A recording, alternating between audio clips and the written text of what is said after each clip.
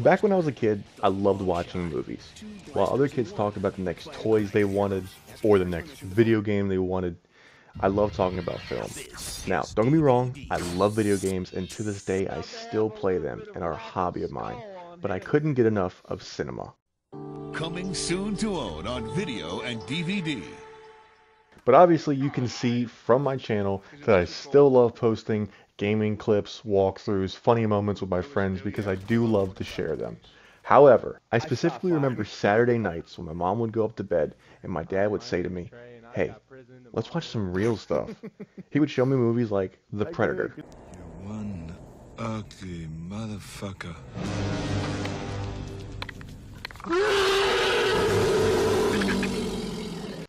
Die Hard,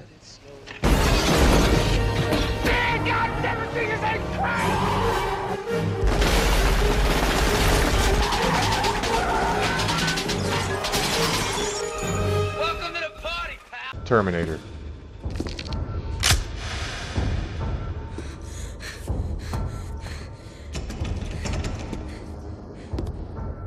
Hey, hey!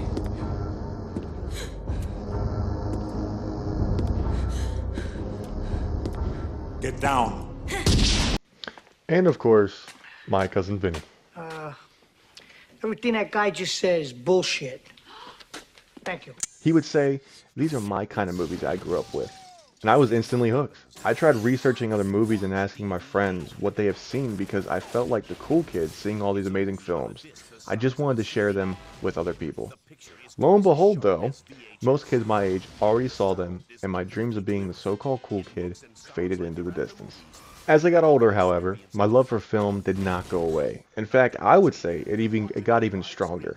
I sometimes caught myself watching a movie 2 or 3 times a week to catch how the director pulled off certain shots, or when the stunt double took over, or just admire beautiful cinematography. I think you get the point though. As I got older, so did my taste. I started to appreciate films like The Godfather, Ocean's 11, The Matrix, and so on. However, what I was captivated by is how a piece of media can convey feelings and emotions towards an individual. Some movies make us laugh, The fact that you've got replica written down the side of your gun.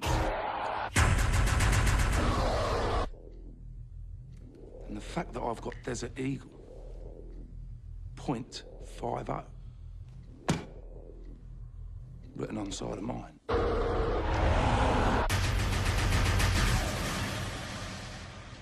Should precipitate your balls into shrinking along with your presence. Now,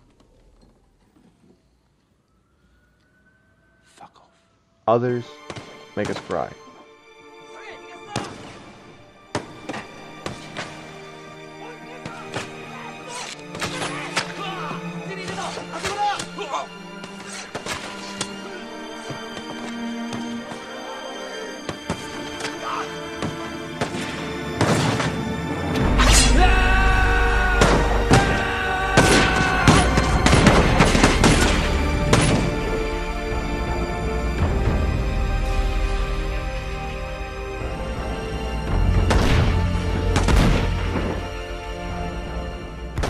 The fact that everyone's reaction can be different regarding a director's tone or score of the presentation makes it that much more impactful on the audience.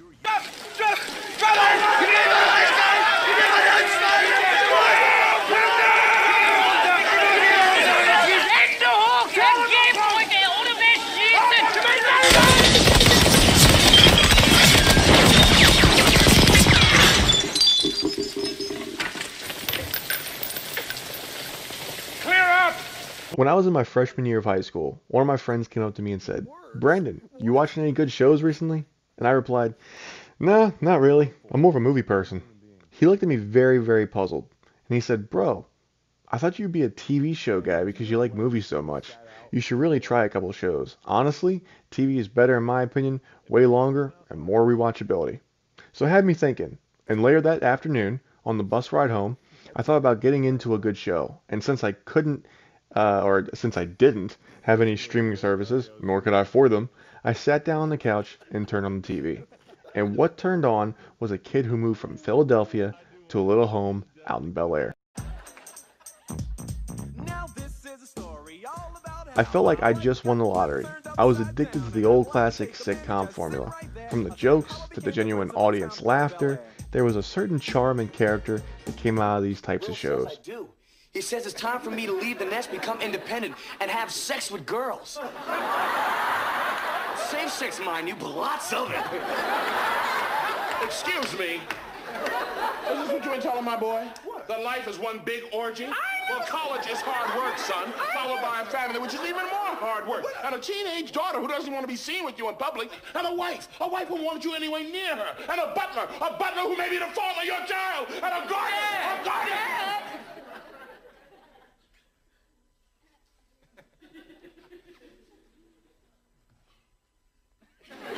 I remember watching reruns of Everybody Loves Raymond, Home Improvement, which till this day are my favorite sitcoms. Biggest moment ever in Hofstra history, and I haven't. You should have heard the crowd chanting for me. Give it back, jerk. Give it back, jerk. With that, I started binge watching shows left and right, trying to make up for the time that I missed, and quickly realized there were more TV shows about my particular interest that I enjoyed, and all I had to do was dive in. Some of my favorite shows ever produced came from a little small network called HBO, which I doubt you probably ever heard of it. Shows like The Sopranos, The Wire, Chernobyl, as well as Game of Thrones were some of my favorite TV shows ever to grace the silver screen. But what happens when you're done watching these shows? What happens when Hollywood stops producing groundbreaking television? And what happens when shows are made to be more like a checklist and pushing an agenda rather than an actual production? Well, they tend to turn elsewhere. Dad, the lens cap! Take the cap off! You're gonna miss it!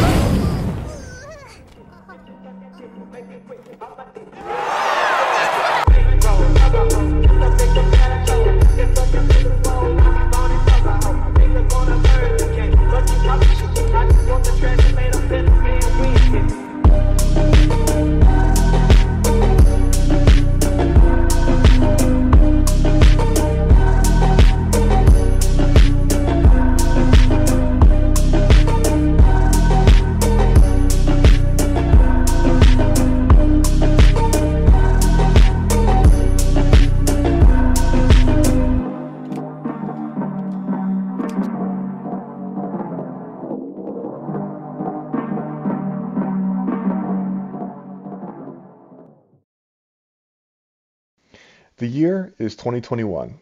I just moved out of my hometown and away from my friends to start a new adventure yet again. You see, I moved around a lot when I was a kid, so I was used to it when my parents and I decided to pack up and leave our rural hometown away to someplace else, which would give us all better opportunities.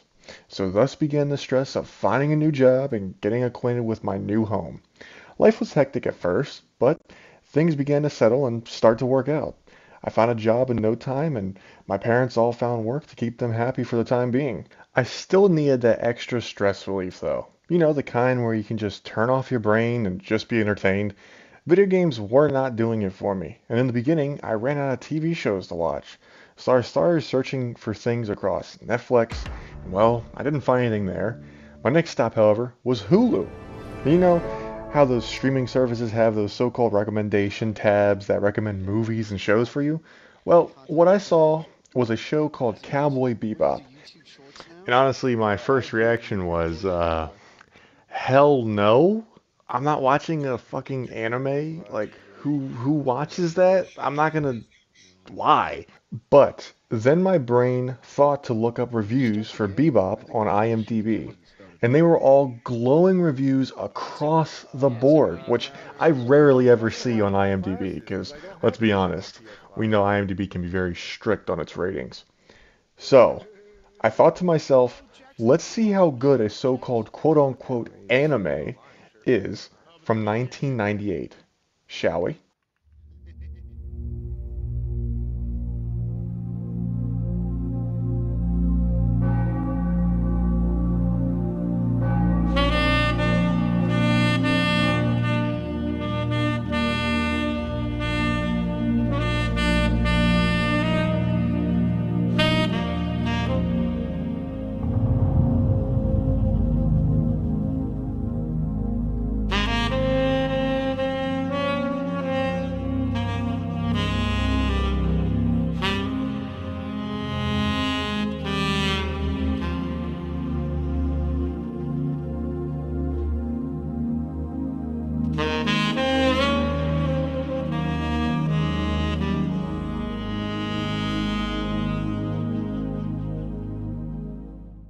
I was blown away by the very first episode and was hooked.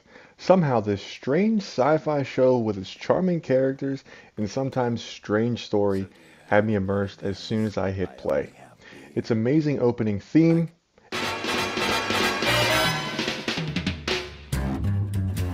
and the music itself is just a masterpiece. The more I watched the show, the more I grew to love these characters.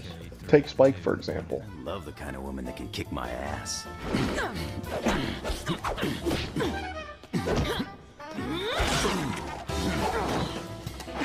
A man with a traumatic past trying to find the woman he loves while also trying to escape his own past. Or take Jet, a former police officer turned bounty hunter that now works and captains the ship that Spike is on, joining Spike in helping catch bounties across the galaxy. Great, a wannabe preacher with a gun. Hey, Spike, you there? There's 3 of them. I'll go around the back. All right. Faye is a lazy and downright arrogant bounty hunter at times, who loves to flirt with men to get her way and complete her goals, but hates feeling desired. But she still comes across as a lovable character. However, did I also forget to mention that she loves to gamble, and she also loves violence. You know the first rule of combat? Huh?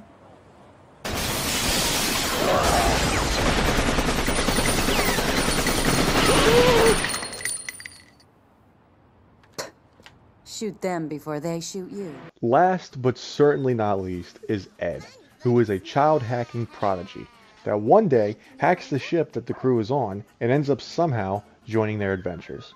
Oh, they have an adorable corgi that is named Ein as well. I mean, come on.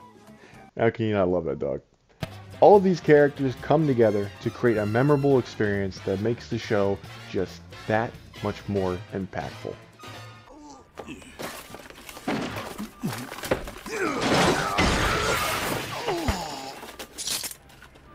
Spike! Yeah. Put my donut on their tab, would you?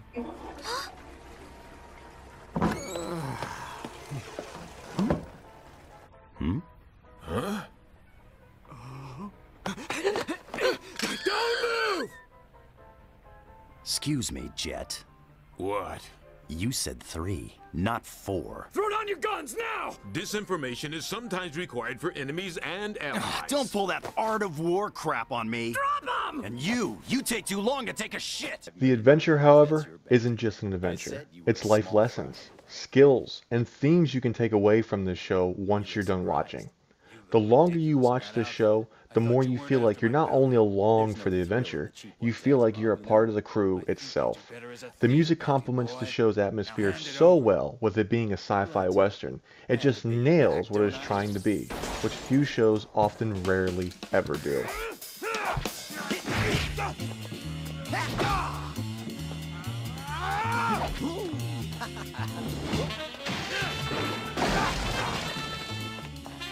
You trust your eyes too much, Asimov.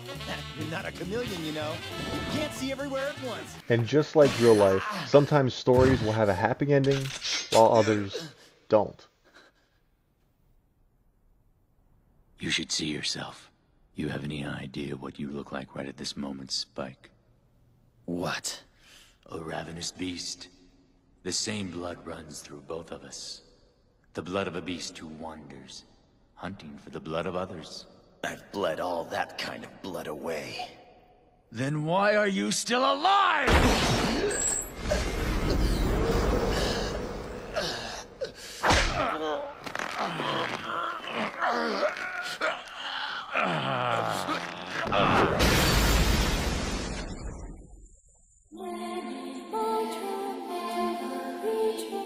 When I was done watching Cowboy Bebop, I realized I stumbled across a type of media I used to mock for decades and tell people, how can you watch something like this? Now don't get me wrong, there is some weird shit in anime. I mean, like, a lot of weird shit. You're really okay that she still looks like a kid? It's better that way! Oh! Ew! Dude! What the fuck? But seeing something this good with its amazing fleshed out characters and mature writing made me question myself and what have I been missing these so many years. When the creator of Cowboy Bebop, Shinichiro Watanabe, was told by Bandai Namco, quote unquote, "So long as there is a spaceship in it, you can do whatever you want." Obviously, they wanted to sell toys, because at the time, mech anime was a huge phenomenon in Japan, and well, they were making bank. However, upon Bandai seeing early footage of Cowboy Bebop, they quickly pulled out, believing Watanabe's vision did not match theirs, as well as believing the series would never sell any toys or really any merchandise. After Bandai left, the project was really in development hell, but it gave Watanabe the creative freedom to do what he wanted and to create a show with his vision. He wanted a show that would not only capture the attention of adolescent boys, but a program that would capture and appeal to the minds of sophisticated adults. He also would rally the animation team together and told them to give it their all because this show will be memorable 3 decades later. And memorable it was. Cowboy Bebop remains many people's gateway to get into anime. It is the go-to recommendation and a timeless classic that not only inspired so many people, but also inspired me to make this video. For you, yes you, I'm talking to you right now, to go give certain anime a chance and see why such a classic needs to be watched at least once.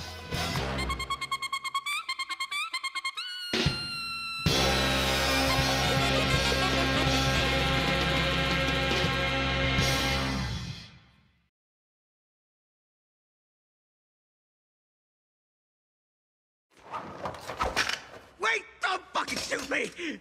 I give up! Yeah,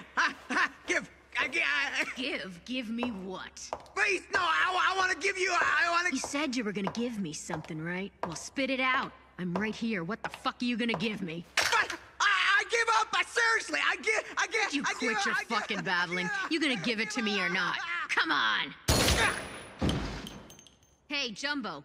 The game's up. When I sat down to write this script, I found myself dreading to write this part of the video. No lie. I caught myself staring at my computer screen trying to capture into words how much I love this damn show. Because it is my favorite show of all time, and it is very difficult for me to spend a couple of minutes on telling you why it's so good when I can honestly sit here for hours. For a lot of people, a show or movie can be too violent or over the top. But for me, it can be fun. Take John Wick for example. A movie that has a strong first entry that introduces you to a not so complicated plot that drives the story forward and keeps the viewer engaged. Same goes with the movie Die Hard.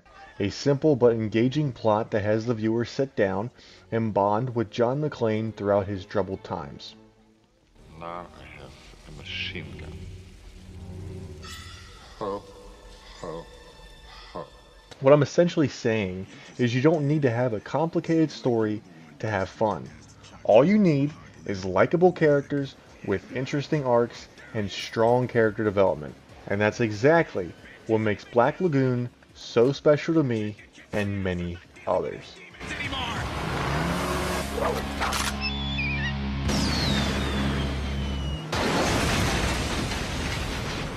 She defeated them all single-handedly. Incredible. Black Lagoon is an action-adventure show that came out in 2006 produced by Madhouse Animation. It focuses on a group of mercenaries, and the mercenary group is called, well, you probably already guessed it by now, Lagoon Company.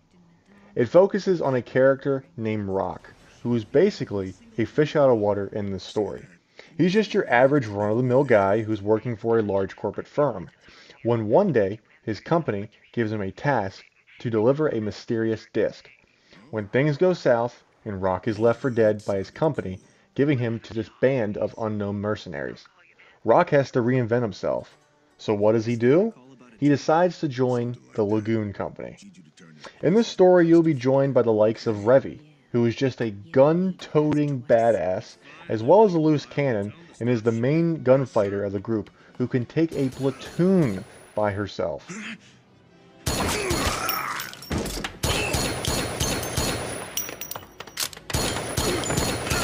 Commander, it's the enemy! The enemy got on board! We're under attack!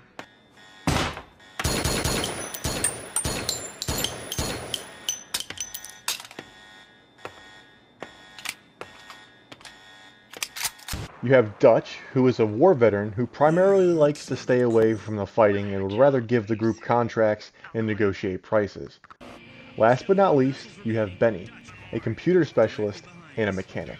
Did I forget to mention that the city that they're in is a crime-infested cesspool with corrupt law enforcement, Russian mafia, Chinese triads, cartels, Italian families, you name any sort of crime and you will sure find it in the city of Roanapur, which is a fictional city that the show is based in and down near Thailand. Black Lagoon also does something very well. It has some of the most badass female leads I have ever seen in a show, and yes, I mean that wholeheartedly. Sister, I just need to have a little talk with this girl here.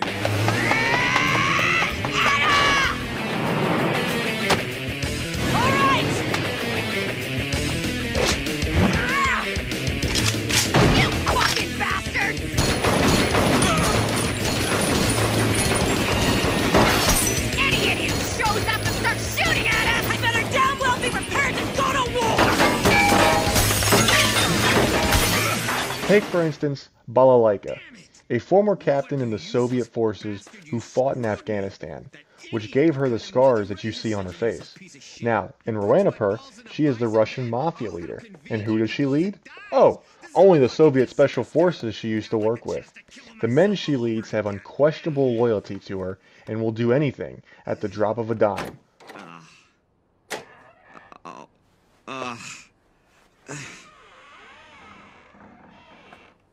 Well, well, well. Moving out so suddenly? That's such hard work. Perhaps we could help you, Mr. Chin. Never mind. There must be some kind of misunderstanding here. I don't know what kind of pathetic rumor is floating around town. If we just sit down over lunch, you'll see there's a perfectly good explanation. It's plain to see. Listen carefully, you piece of horseshit. We didn't come here so you could tell us a story. We already know everything we need to.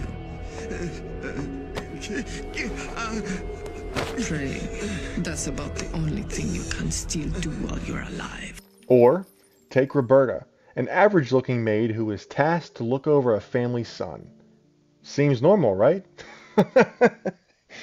You naive child.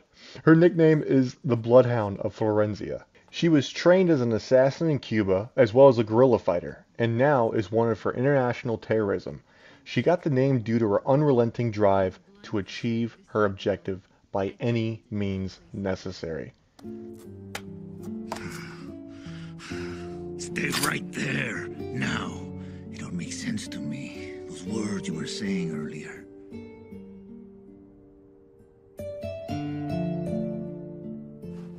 Tú eres el perro de casa de Florencia. That's right, you're the bloodhound of Florencia. I can't fucking believe that you're still alive. Not even Jesus Christ could have guessed that one. These 4 years since you left the Colombian Revolutionary Army, everyone from goddamn drug cartels to fucking Interpol has been after you, woman. The cartels put a $400,000 bounty on your head, dead or alive.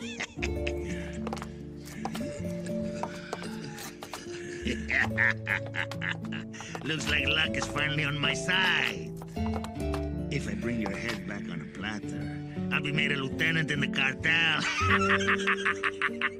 I no longer have a reason to keep you alive. Huh? If you will excuse me now, I must be on my way. However, please accept this parting gift. To all of you gentlemen, I bid farewell.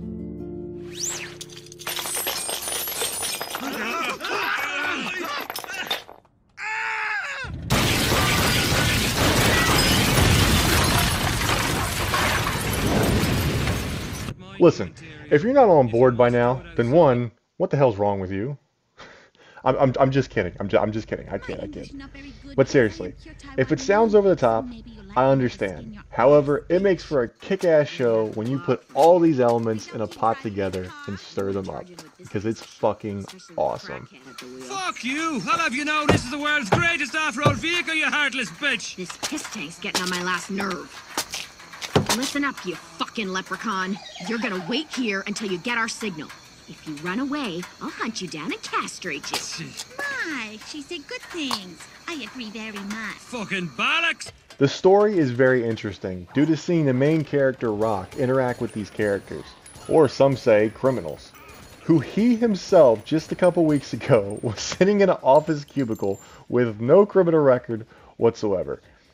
It makes the audience relate to Rock, and as the story progresses, so does the character development, creating these interesting scenarios of a classic "What would you do?" or "I understand why they did that." Black Lagoon is not for the faint of heart. It has extremely grounded violence with elements of over-the-top action. You don't say. You're a cold person, lady. But know what? It won't be very long till you end up like that man. It's just a shame we don't have much time left to talk. In that case, I've got some bad news for you. I'm sorry, little boy, but this is it. The end of the line for you. But before that happens, you'll have to apologize for all the mischief you've caused. Isn't that right? Now you're gonna kneel before me and beg forgiveness. You're pretty funny. I said kneel!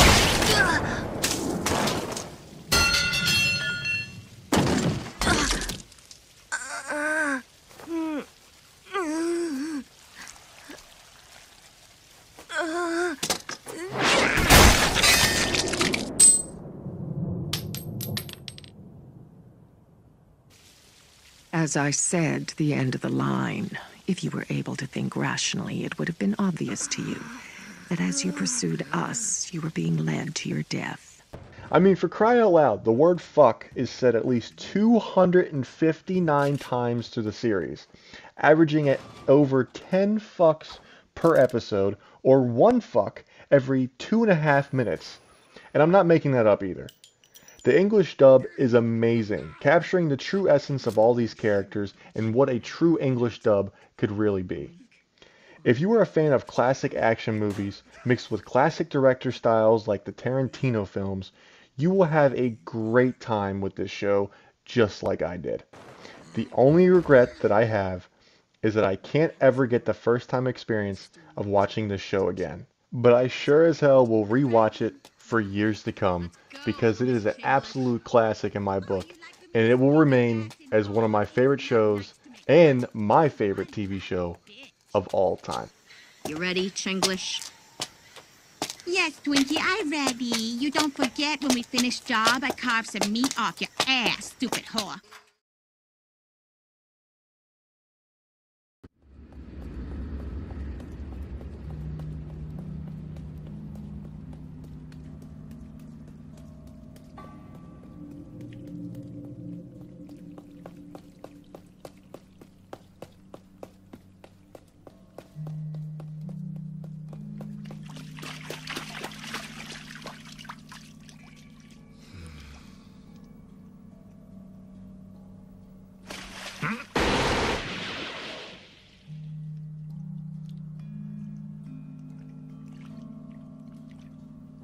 Aw, out of ammo? Huh?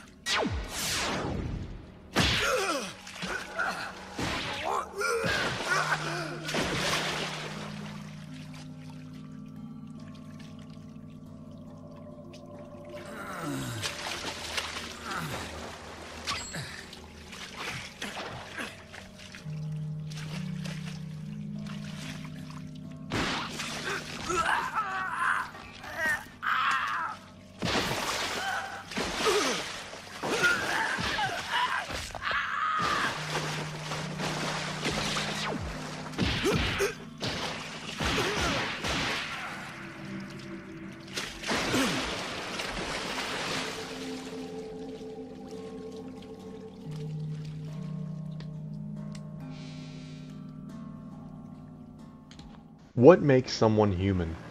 Is it their heart? Is it their soul? Or maybe their brain? What is the most important piece of you that makes you who you are?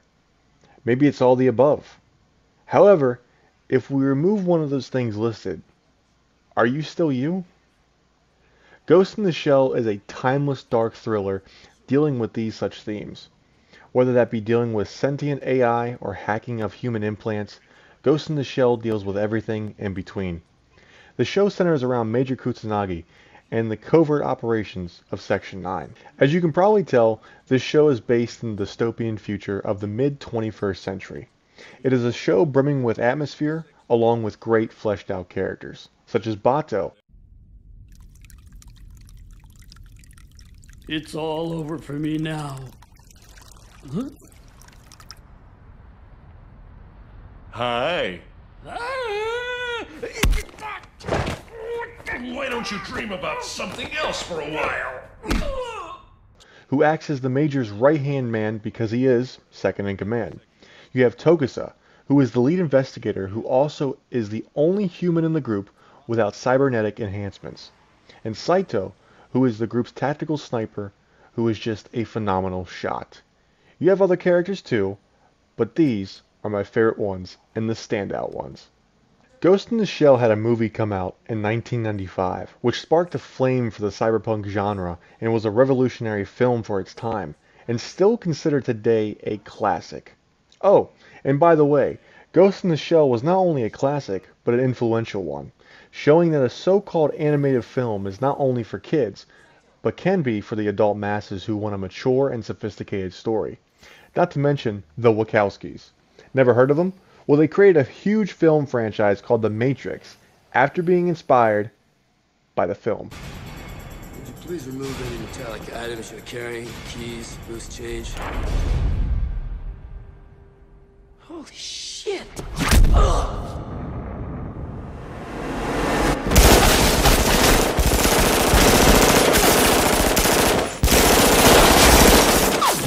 However, Ghost in the Shell did not only have a film in 1995, it had a show called Standalone Complex, which was a show that ran for 2 seasons, delving into Section 9 and having amazing storylines to follow. Till this day, I still think that it is one of the most underrated animated shows of all time and rarely ever gets brought up in a conversation, which it rightfully deserves.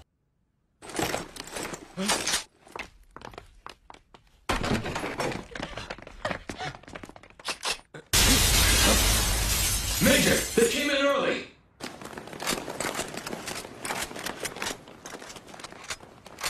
Damn it. The SWAT guys are in my way.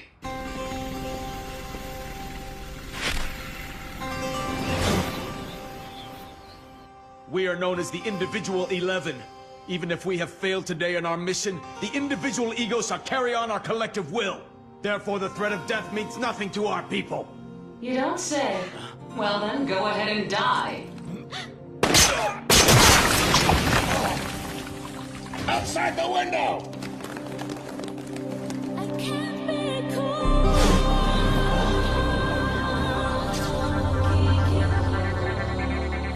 I really can't comment on the story of Ghost in the Shell because it's a sci-fi experience I think any science fiction fan should delve into. Nor do I want to spoil it for anybody, even if this franchise sounds remotely interesting to any of you. Especially if you find yourself liking the movie, you will love the show just like I did.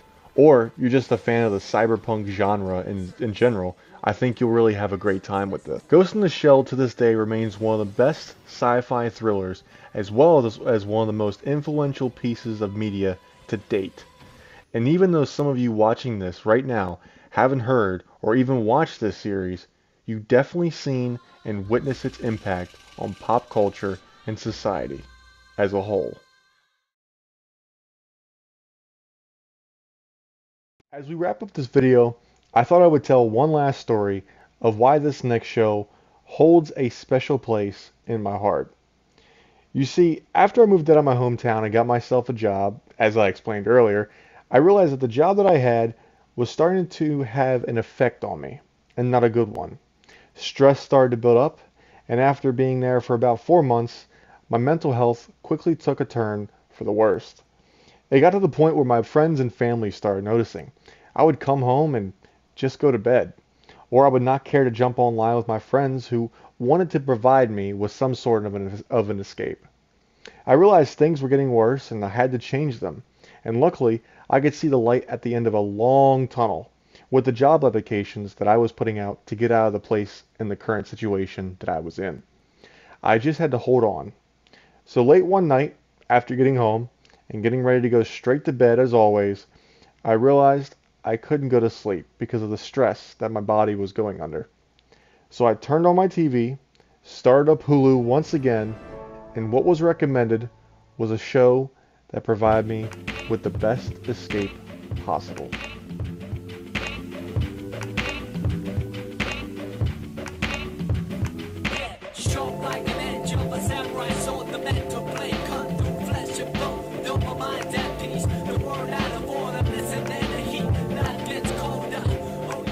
Samurai Champloo is a simple story with simple characters. You follow Mugen, a reckless sword slinger with an unsavory but effective style that makes him effective in combat situations, along with his smart mouth, which might get him into trouble from time to time. Jin is a wandering ronin who speaks softly but has sword skills and wits to back up a man of few words.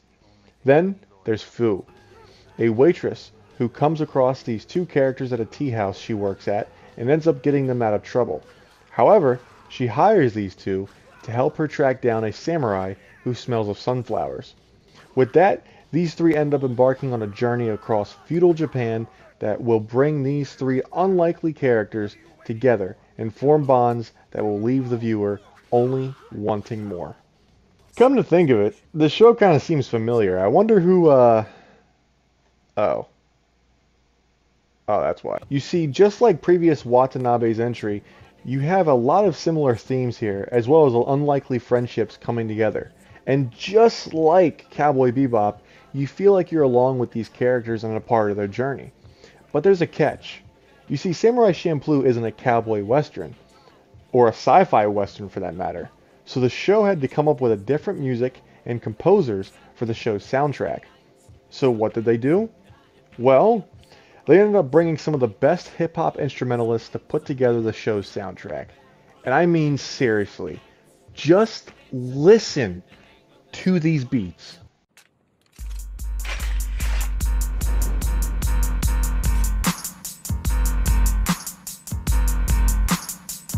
This'll be fun.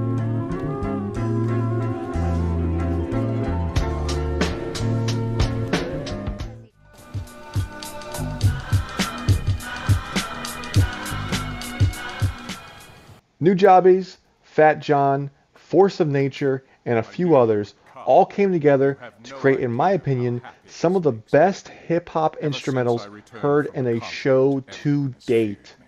I mean, seriously, guys, I'm not even joking. This album is so good, I physically own it on vinyl. I know, I'm a nerd. The ones who they call masters. That is why I decided to teach them a lesson, and I showed them exactly who is the strongest. Why don't we just get this started? I don't need another pointless story. Fine, whatever you say.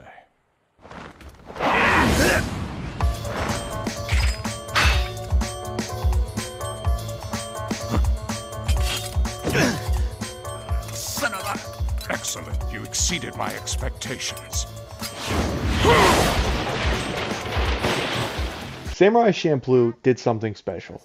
It took me on a journey with three unknown characters that you feel by the end of the show you know better than some of your own friends and family. Much like Bebop did. Gee, for crying out loud, give it up, will ya? Come on, why don't you just come have lunch with us? You can eat some of my cats, I'll never be able to eat them all anyway.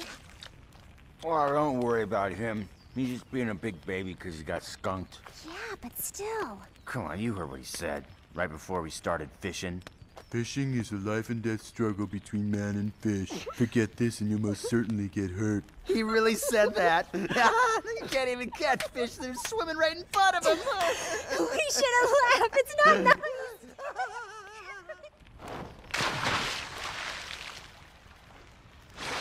You think we might have overdone it a bit? Who cares? Well, yeah, but... Whatever you do, just don't look them in the eye. It commanded my attention with great writing and great music that can once again provide immersion to the viewer to the point where that the individual can escape from reality, if only for a little while. Samurai Champloo will hold a special place in my heart for showing me that not only can a samurai show be a badass display of television, but the key theme that it showed me is that no matter where you are in life, no matter what you're going through, you are never alone. There's always people out there going through the same problems that you are going through. And as long as you have a few friends and family beside you, you can always count on them to help you out.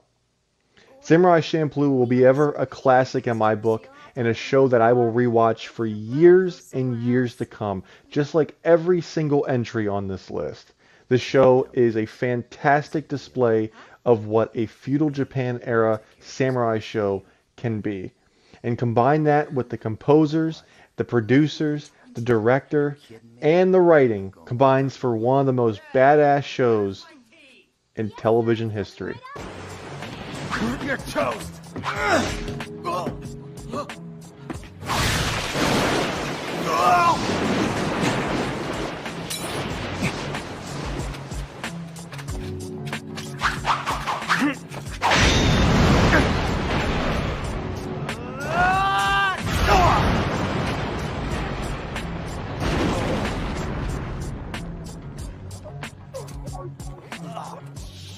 So seriously, what are you waiting for? Give it a shot and see why so many people like myself regard this as one of the best samurai tales ever told.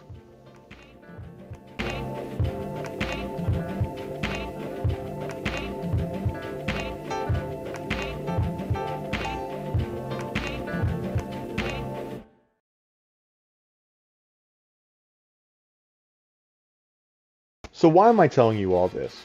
Why am I going through the animated shows that I like, and why am I just sitting here telling you a synopsis of each and every single show? Well, it's to show you that some media, while might not appear interesting at first, deserves a second look, and always deserves a second look. Take it from the guy who used to mock this genre for years, okay?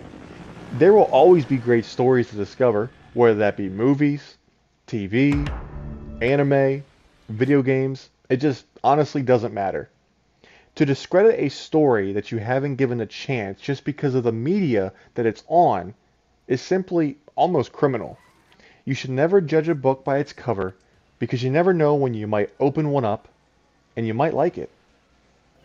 But in the end, who am I kidding? You still think they're just cartoons.